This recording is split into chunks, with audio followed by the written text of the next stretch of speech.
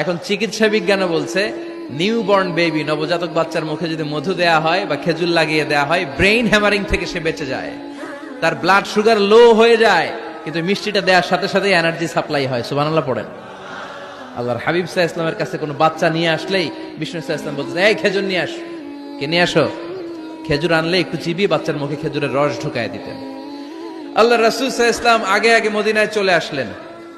আয়েশা রাদিয়াল্লাহু তাআলা আনহুর বড় বোন আম্মা জান আয়েশার 13 বছরের বড় আসমা বিনতে আবি বকর, উনি গর্ভ ধারণকারী অবস্থায় মক্কা থেকে মদিনায় হিজরত করে আসলেন।